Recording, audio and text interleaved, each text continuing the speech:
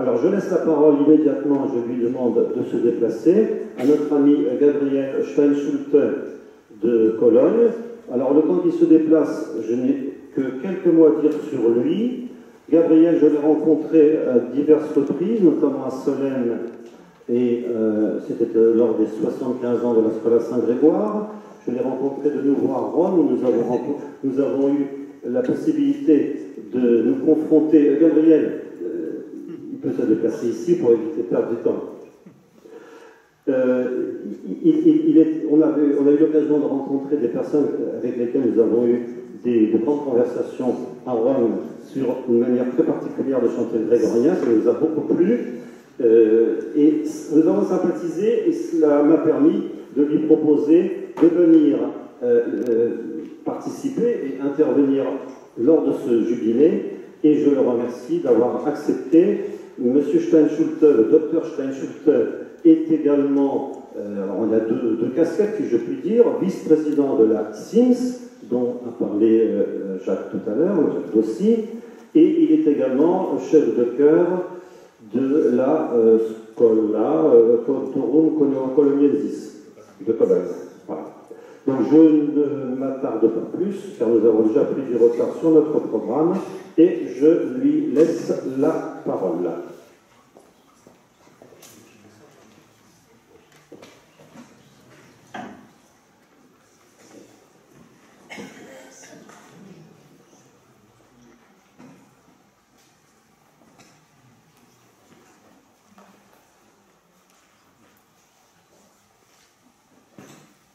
Voilà, bonjour tout le monde. Vous avez vu dans votre programme que le sujet qui va être traité par M. Gabriel Steinschulte est le chant grégorien comme trait d'union du monde catholique romain. Alors, la première question qu'il va aborder, c'est est-ce vrai? Et si c'est le cas, quelle est la portée de cette affirmation? Que signifie-t-elle au juste? Et n'y a-t-il pas lieu de dissiper quelques malentendus pour mieux découvrir le véritable fondement spirituel de cette union que le chant grégorien exprime? Et à quelles conditions peut-on conserver l'unité au sein d'une diversité inhérente à la nature humaine? Monsieur Steinschulte nous invite à dépasser les apparences pour aller au fond des choses, pour en comprendre la véritable racine spirituelle et pour rejoindre le sens profond de ces paroles de notre Seigneur, que tous soient un. Voilà, je vous cède la parole.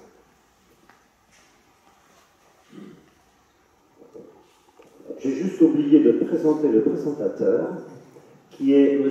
François Firins, qui nous a fait l'amitié de se déplacer de Bruxelles, qui est chef de la Scola Saint-Irénée de Bruxelles, je ne me trompe pas, c'est cela, et qui connaît très très bien le chant grégorien, et qui va, pendant tout notre jubilé, être en quelque sorte le modérateur, animateur des différentes interventions que nous aurons, à la fois des tables rondes et des conférences. Donc je le remercie vraiment d'avoir fait l'effort de se déplacer de Bruxelles pour venir animer tout cela. Reverendissime Père Abbé, Révérend Père, Mesdames et Messieurs, et surtout, cher Président, cher Pontife. D'abord, il me faut remercier les moines de l'abbaye de Trior, et particulièrement le Père Batelot de l'abbaye Saint-Pierre de Solène, pour leur magnifique traduction de mon texte en allemand. Trait d'union du monde catholique romain. Cette émission du chant grégorien était encore réaliste.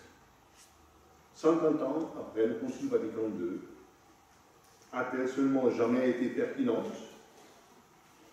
L'Église catholique et universelle, avec ses différentes liturgies réunies sous la primauté du pape de Rome, n'est-elle pas bien plus vaste que celle que l'on appelle l'Église latine? Et d'ailleurs, n'a-t-on pas de plus en plus le droit de se poser à son sujet la question de ce qui la rend encore, qui doit encore la rendre si constitutivement latine, Que l'on pense seulement aux églises orientales rattachées à Rome, aux maronites libanais, à l'actuelle église martyre des Chaldéens de Syrie et de Mésopotamie, et qu'elles sont confrontées ces semaines-ci à leur expulsion complète, voire leur extermination.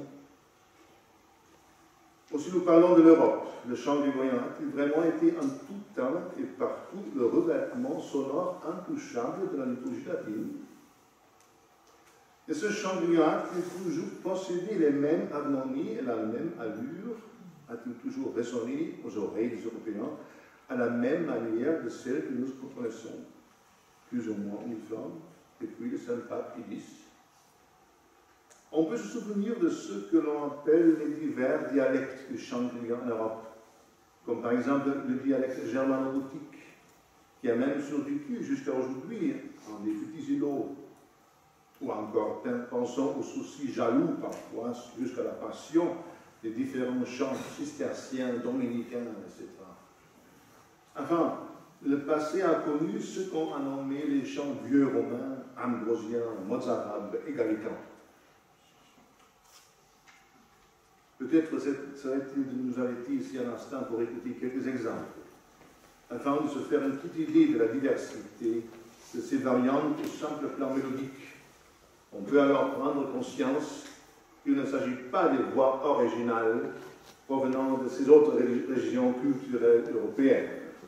Nous allons écouter tout d'abord l'introïde Gaudeamus, dans sa version bien connue, que vous connaissez tous, du Graduale Romanum officiel, et ensuite la version gothique par les bénédictines de Sainte-Ursule à Cologne, telle qu'elle y a été chantée jusqu'à la sécularisation suite à la Révolution française.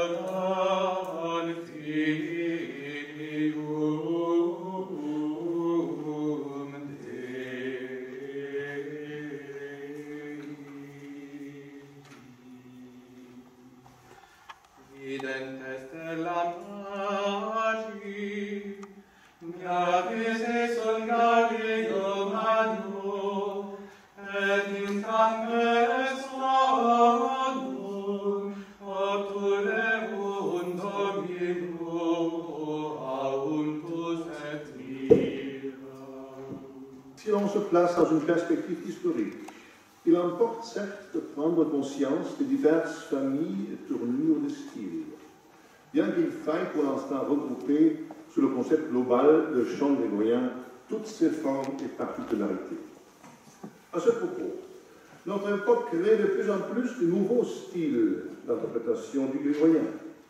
Mais après tout, ces différents styles ne sont rien moins que l'expression d'un développement varié du matériel musical et parfois de l'ordonnance liturgique ou de son cadre. C'est le résultat des mentalités différentes, du goût des peuples, ou bien, de temps à autre, le signe aussi d'une fierté intolérante, d'un concept erroné de la tradition, ou bien de l'historicisme archéologique à la mode actuelle. Il n'y a pas à se pencher ici davantage sur ces variantes mélodiques et rythmiques plus ou moins pédantes. Je souhaite plutôt vous présenter divers critères et aspects ethnomusicologiques indiscutables au niveau paléographique. Ils peuvent entraîner des variations légitimes d'interprétation basées sur une écriture identique et une conviction théorique commune concernant la rythmique. Je fais ici allusion à une intensive discussion tenue à Solesmes en 1980. Y participaient, outre Dom Eugène Cardine, Dom Jean Clair, Dom Jacques Houllier, les titulaires de la chaire d'ethnomusicologie, de Vergleichen der Musikwissenschaft, de l'Université libre de Berlin, le professeur Jürgen Kuppertz, ainsi que votre serviteur. Les points de vue suivants, figurant dans cet exposé, permettront de préciser quelle portée cette question peut avoir dans le domaine de la pratique réelle du chant. On remarquera à ce propos que ces aspects ne sont pas seulement valables pour les pays hors de l'Europe, mais aussi avec une autre culture musicale, mais aussi pour nous Européens. Premièrement, timbre, articulation de mots. On respectera le timbre naturel de chaque chanteur. Il n'existe dans ce domaine aucune règle contraignante. L'articulation des mots devrait suivre les règles de prononciation du latin d'église vivant, bien qu'il s'agisse là d'un but idéal à poursuivre. On n'y verra aucune condition sine qua non. Cependant, il paraît absolument nécessaire d'utiliser la langue latine en tant que telle, car sinon on ne pourrait plus sérieusement parler de chant grégorien. Deuxièmement, force, tessiture, registre vocal. La force et le registre à adopter ne peuvent être fixés de façon contraignante. La force sera conditionnée par le lieu utilisé, l'importance de l'assemblée et l'expression, nuance, style, interprétation. Troisièmement, intonation, traitement des voix. Il semble qu'on ne puisse conserver le caractère des plus anciens chants grégoriens qui nous ont été transmis qu'en observant une intonation diatonique bien juste. On peut cependant se demander dans quelle mesure un grégorien chanté rigoureusement diatonique pourra, dans certaines civilisations autres que la nôtre, par exemple en Afrique, en Thaïlande, en Indonésie, etc., être conforme au sens esthétique musical propre à ces civilisations et donc être considéré comme beau. En outre, quel tempérament devra-t-on adopter comme contraignant? Bien plus, dans quelle mesure des variantes dans l'intonation, même pour les sons constitutifs de la structure mélodique, seront-elles perçues par l'intéressé, chanteur ou auditeur? Que signifie en fait une intonation juste? Chaque personne réceptrice n'est-elle pas prisonnière de sa propre attente auditive? Pouvons-nous même entendre autrement que ce qu'à quoi nous nous sommes habitués dans notre espace culturel particulier? Quatrièmement, ornementation. D'autre part, il y a la nécessité de conserver son architecture au chant grégorien, c'est-à-dire de ne concéder d'éventuelles modifications ornementales mineures que sur des notes relativement peu importantes. D'autre part, tous les interprètes devraient pouvoir avoir un accès personnel, subjectif à cette prière chantée. Cinquièmement, le mouvement. C'est la déclamation des syllabes latines qui détermine le choix du mouvement à prendre. La succession des notes mélismatiques correspond essentiellement à celle des syllabes. Sans langue latine, il n'y aurait pas de régulation interne. D'où la nécessité d'avoir, dans tous les cas, une compréhension suffisante de la langue latine. Sixièmement, l'accompagnement vocal instrumental. L'idéal pour le chant grégorien est et reste d'être un chant non accompagné. Cependant, pour des raisons pratiques ou pédagogiques, même dans l'espace culturel européen, on permet des accompagnements. C'est pourquoi on ne voit pas comment on devrait exclure absolument un accompagnement par des instruments jouant con la parte, ou un soutien, un accord par des instruments à cordes, ou par exemple par des ongles à bouche asiatiques. Septièmement, le rythme. Certains chants plus tardifs du répertoire grégorien, par exemple des hymnes, des séquences, des tropes, des parties de l'ordinaire, peuvent en certains cas être interprétés différemment du point de vue rythmique. Certaines interprétations à mesure fixe n'étant pas exclues. Il faudrait examiner si certaines pièces destinées au chant du peuple, dont beaucoup sont des compositions post-grégoriennes, ne pourraient pas être davantage indigénisées à l'aide des rythmes adéquats. Autrement dit, être adapté au goût populaire. Cela signifie en résumé la possibilité, en un certain sens légitime, des modifications extraordinaires, dépassant souvent le seuil de la tolérance individuelle. Il faudrait donc distinguer bien nettement, d'une part, entre les façons inhabituelles de chanter, et d'autre part, des fautes objectives d'interprétation, ou dues à une esthétique peu adaptée. Il est besoin, bien au contraire, d'une solide tolérance des diverses interprétations entre elles, si l'on peut que l'unité soit conservée dans la diversité, si l'on veut qu'il reste l'expression de la richesse et de la multiplicité d'une vérité unique, proclamée en chantant una voce. C'est précisément dans cette capacité élastique à supporter différentes manières de chanter que se trouve le secret du chant grégorien considéré comme trait d'union au-delà des frontières culturelles et linguistiques. Naturellement, il existe aussi des erreurs objectives d'interprétation, des travers et des mauvaises habitudes qui ne sont pas tolérables, mais seulement parce qu'elles visent à la non seulement parce qu'elle vise à la beauté de la liturgie, mais aussi à long terme parce qu'elle ferme l'accès personnel du chanteur ou de l'auditeur à cette musique, c'est-à-dire à son amour de l'authentique chant liturgique de l'Église, comme l'histoire a maintes fois démontré. Un canto di frati dégénéré était naturellement aussi peu attirant pour la Renaissance italienne, voire l'époque classique, que les exercices obligatoires plutôt raides d'ornement vocal pratiqués en Europe centrale et privés de rythme entraînant. Cela favorisa, dès le Moyen-Âge, pour la liturgie aussi, l'apparition des chants en langue vernaculaire, tirés souvent des séquences et d'hymnes. Voilà, spécialement depuis 1000 ans, une cause importante du développement des chants d'église en langue vernaculaire. Développement qui n'est en aucun cas une invention de la réforme protestante, ce qu'une littérature tendancieuse voudrait faire croire. De même, de nos jours, des manières de chanter artificielles et non artistiques, peu scientifiques et qui se couvrent des prétendues connaissances historiques, ne contribuent guère, avec leur allure souvent asthmatique, à la mode, à ce que le peuple de Dieu s'identifie avec la merveille qu'est cette musique liturgique.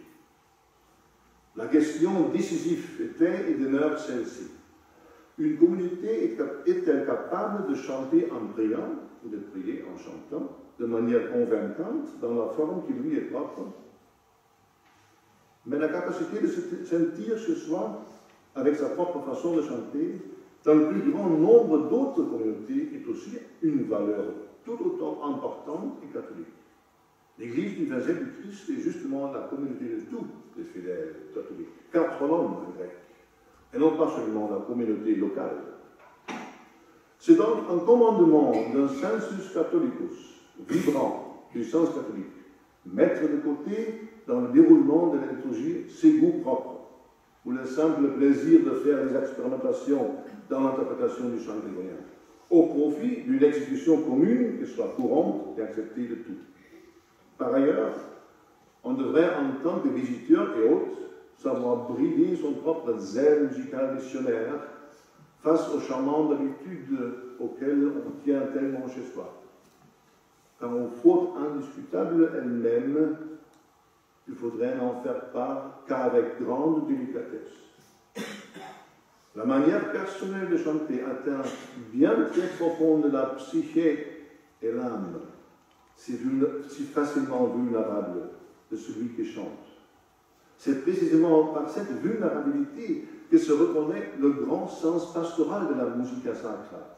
Chanter un esprit de service fait sortir d'une certaine manière de soi-même, de sa vie normale et de son comportement habituel, et engage sur un chemin de crête escarpée, entre la beauté et le ridicule. Et voilà peut-être la forme la plus humble du sursum corda, mais cela n'est possible que par l'inspiration et enthousiasme du sens littéral du Begeisterung allemand, autrement dit, sous la motion de l'Esprit Saint.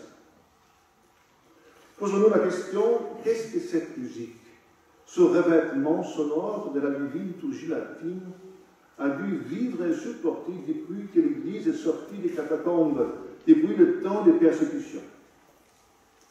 Elle fut le creuset du visage musical de différents peuples et cultures, l'ancêtre d'innombrables compositions vocales et instrumentales, expression et interprétation de la parole liturgique de Dieu et du mystère, à la fois art mélodique raffiné et laborieuse journée de travail, référence sonore du sacré, musique du fond des sentiments nostalgiques et des réminiscences historiques, arène d'une archéologie musicale appliquée, musée ou temple, et dès lors oubliée et découverte, méprisée et admirée, estropiée et purifiée, disséquée et animée, vouée au silence forcé et conquise de haute lutte, vilipendée et vécue, interdite et aimée, commercialisée et imprégnée de prière, restituée et restaurée. Encore un genre de musique de l'humanité n'aurait supporté pendant plus de 1500 ans, sans disparaître complètement. Mais même dans l'hérésie et déformation musicale, il demeure toujours un reliquat substantiel capable de revivre une étincelle divine du Logos. On n'a nul besoin d'une ferveur particulière pour reconnaître l'origine du chant grégorien dans sa symbiose génétique avec la parole de Dieu dans la Sainte Liturgie, dans l'Opus Divinum, qui le nourrit et le fait toujours revivre et se développer à nouveau d'une manière si admirable au fil du temps. Bien plus, si c'est le Christ qui chante dans l'Église, comme le dit saint Ambroise, et si le chant grégorien est bien, selon le Concile Vatican II, le chant propre de l'Église romaine, alors c'est le Melos Christi que nous rencontrons ici. Il est offert et manifesté dans l'événement de la liturgie par le Paraclitus, c'est-à-dire le consolateur, selon la désignation fréquente de l'Esprit Saint par le Christ. Tout comme l'Église et la Sainte Liturgie, le chant qui lui est propre, le chant grégorien, n'est pas en son essence une œuvre humaine. Cette diversité infinie de formes d'expression interprétative de tous les peuples, cultures et époques, nous l'expérimentons de manière sonore. C'est la forme mystique propre à la liturgie de l'incarnation du mystère divin qui ne cesse de se reproduire. Cette plénitude de diversité, chaque individu lui-même ne change jamais de la même façon, selon l'âge, le lieu, le contexte, le jour, l'heure, tout comme personne ne peut sauter 2 fois dans le même fleuve. Cette abondance devrait être pour nous l'empreinte digitale joyeuse du mystère divin de l'individuation, qui ne laisse pas même un brin d'herbe pousser 2 fois de la même manière. Il est dès lors d'autant plus adéquate que la parole divine elle-même pourra alors être revêtue de manière toujours nouvelle par une plénitude inépuisable des variantes d'une même et unique forme sonore. C'est ainsi que toute recherche humaine d'une uniformité inconditionnelle et intolérante doit paraître hors de propos, un chemin stérile ou une reconstruction muséographique d'un prétendu original qui n'a d'ailleurs jamais existé. Alors maintenant, pour suivre les illustrations musicales, nous allons écouter un chant d'hommage ou chant de serment très particulier qui est le répond vieux gothique Tria sunt Monera, qui est encore chanté aujourd'hui depuis le XIIIe siècle par la chapelle des enfants de la cathédrale de Cologne en l'honneur des rois mages, des 3 rois mages en procession.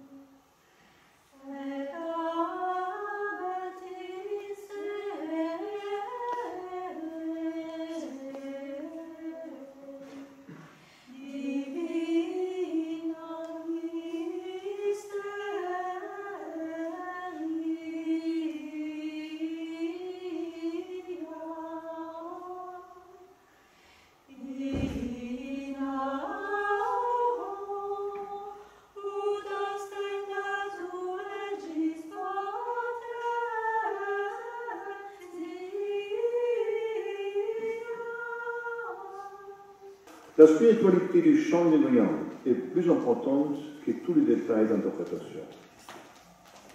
Elle est la même pour toutes les variantes des chants apparentés qui nous ont été transmis. Plus encore, la part liturgique la plus précieuse du répertoire de la polyphonie sacrée et de la musique d'orgue se trouve jusqu'à aujourd'hui sur les épaules du chant grégorien. Ce que l'on appelle les chants protestants, justement parce qu'ils proviennent du chant grégorien, ou bien veulent le substituer, sont souvent issus d'hymnes latines. Même les bricolages de chants liturgiques post-conciliaires, en langue populaire, musicalement pauvres et parfois jusqu'au ridicule, ne peuvent nier, et ceci dans toutes les langues, l'insurpassable modèle dont elles proviennent. Le chant grégorien, c'est la terre nourricière, d'abord des motifs mélodiques, des formes, de la logie, etc., de la musique d'Église en sa diversité, mais aussi le modèle de l'équilibre nécessaire dans l'expression musicale, entre subjectivité de l'individu brillant et objectivité du mystère divin. Cet équilibre artistique et spirituel peut être le critère décisif pour la question de l'appropriation liturgique de toute musique sacrée dans la divine liturgie. Ainsi, la présence directe ou même seulement indirecte du chant grégorien dans le déroulement liturgique devient le correctif incontournable à long terme d'une forme appropriée de la sainte liturgie faite de la foi, comme l'a nommé le cardinal Ratzinger. L'expression du chant grégorien épouse avec docilité le moment et le lieu liturgique, en rendant ainsi à chaque instant témoignage de l'événement célébré. Cette énorme diversité des formes musicales est observable de manière particulièrement saisissante par l'utilisation d'un texte identique dans différentes parties de liturgie, messe et office. Seul celui qui a compris cette architecture contraignante de la hiérarchie des formes du chant grégorien est en mesure de reconnaître l'erreur dommageable de ce qu'on appelle le graduale simplex. Il n'a été pensé par ses concepteurs, par fausse compassion, que accusum ecclesiarum minorum, c'est-à-dire seulement pour les modestes événements ecclésiaux, et sûrement pas pour la liturgie papale à Saint-Pierre de Rome, telle que nous la connaissons et pouvons la vivre depuis lors. Le chant grégorien n'est pas un genre musical comme l'opéra, les symphonies, les concerts, l'oratorio, la musique de chambre, la musique de chœur, la musique militaire, la musique folklorique ou la musique pop, etc., pour ne s'en tenir qu'à notre Europe.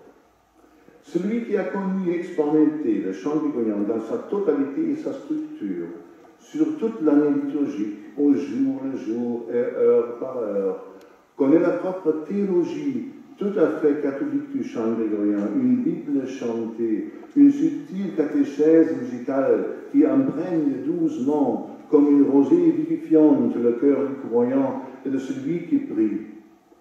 Cette musique prend son temps à l'infini, elle ne s'arrête jamais et elle accompagne au fil de la journée les croyants qui vivent avec l'Église, avec ses leitmotifs musicaux devenus parfois des délicieux refrains inconscients fredonnés à tout l'instant. Ce chant est marqué et formé par l'événement liturgique de la présence eucharistique de Dieu.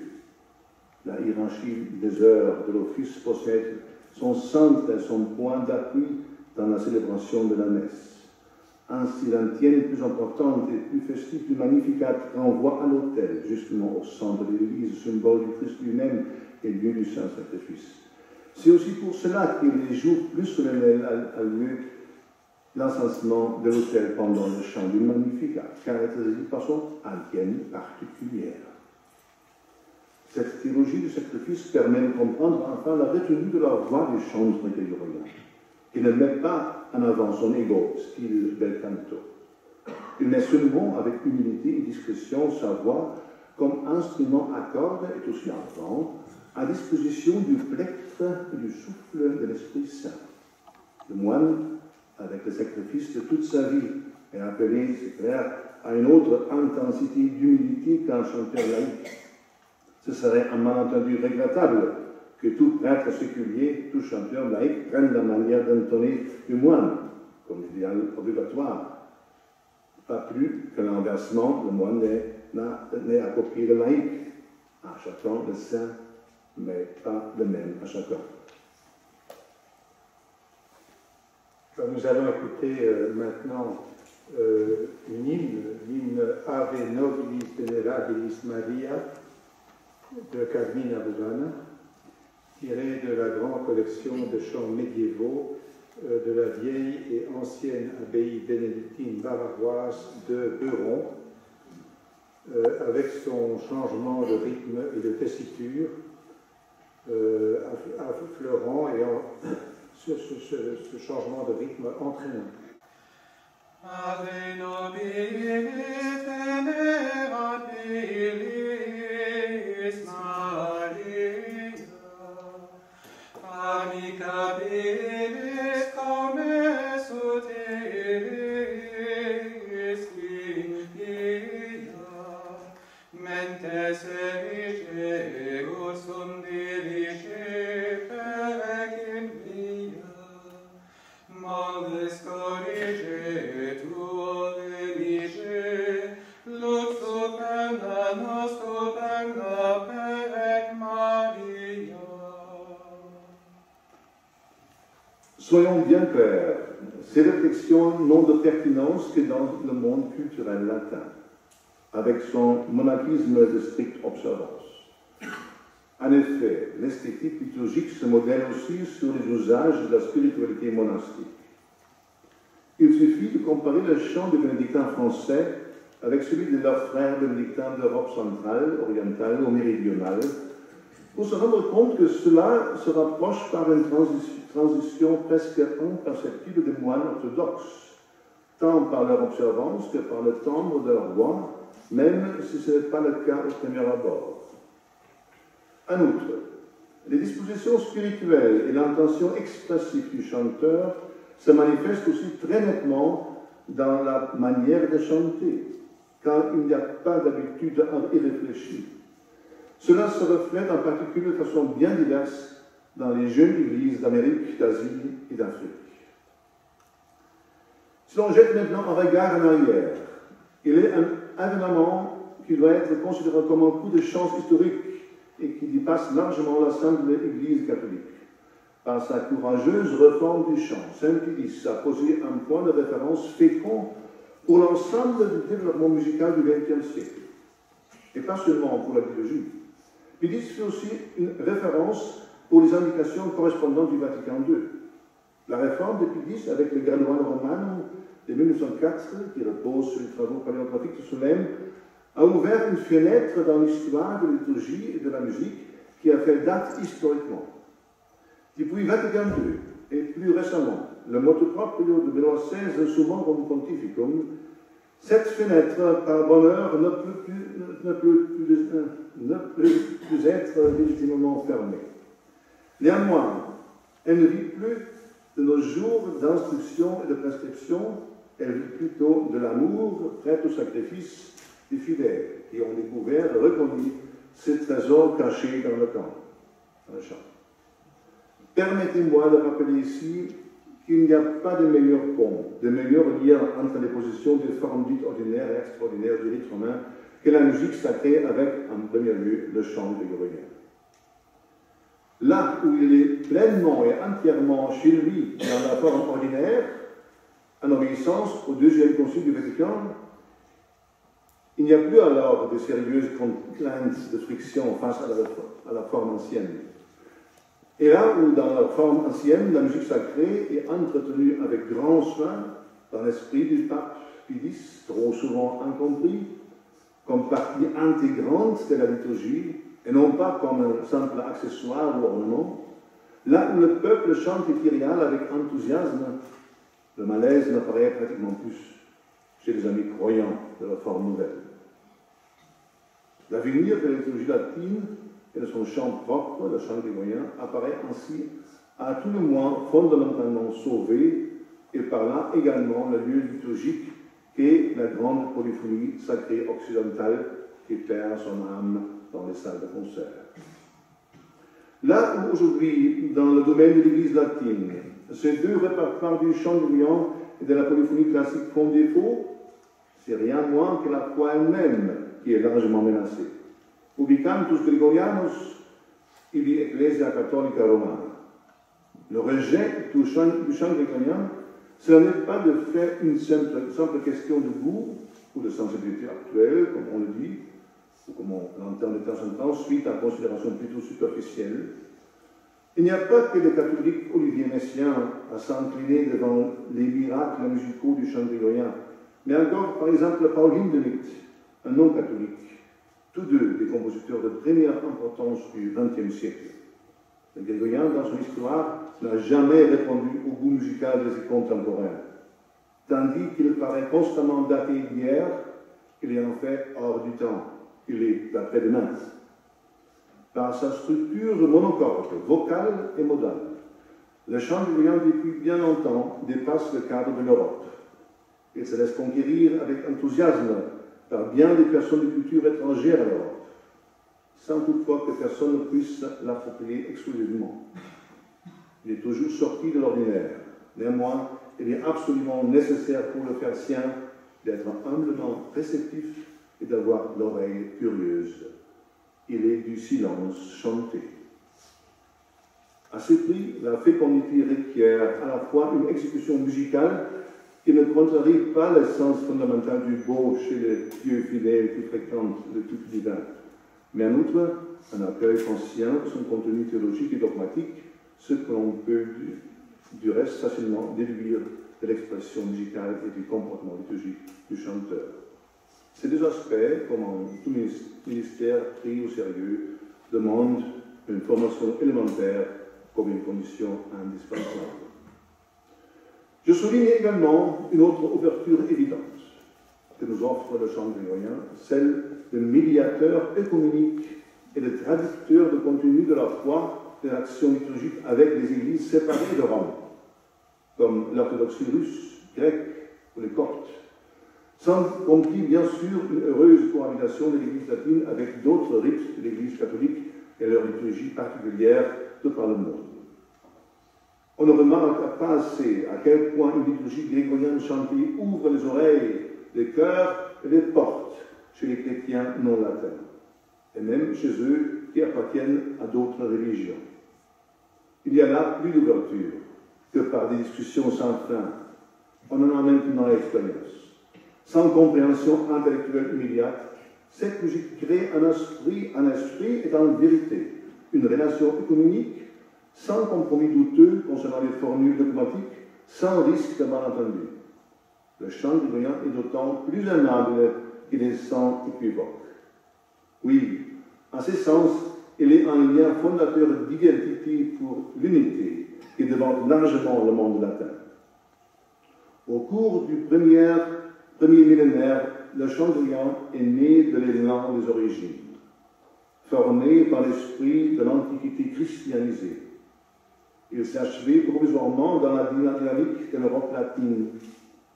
Il est et reste la musica indigena, la musique indigène que l'Église latine, plus grande, plus complexe que tous les autres styles de chant cultuels encore vivants de par le monde qui se sont développés dans l'histoire.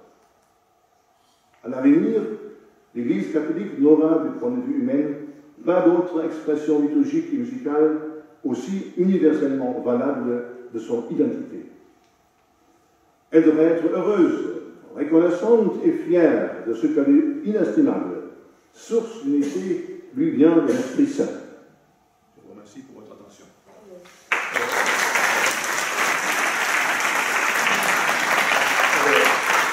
Ce n'est pas tout à fait fini. Aujourd'hui, c'est la Saint-François d'Assise, vous le savez. Donc, comme exemple final, nous allons chanter une version italienne du chant de créature, Cantico Creaturarum, Cantico del Sole en vieil italien. Donc pour conclure cette conférence, en somme, sur l'unité dans la diversité.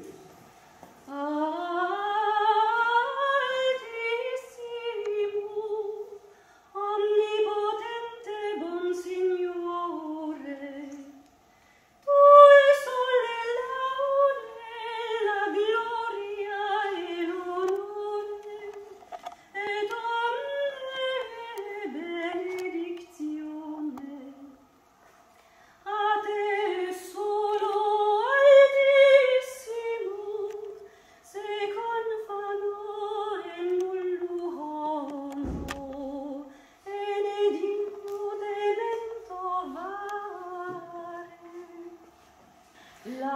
Beato simi, Signore,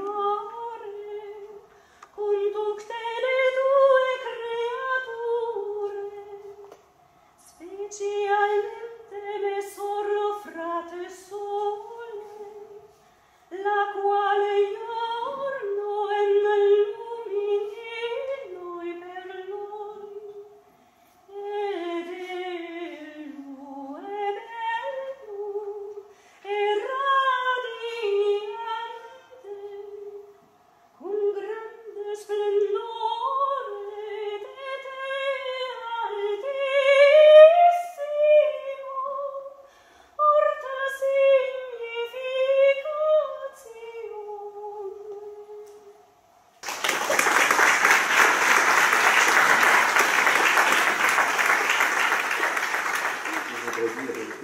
Personnellement, il me semble que ce texte exprime admirablement en vérité ce que signifie una voce, une voix riche de toutes les harmoniques dans l'unité, pour réaliser cet objectif que tout soit un.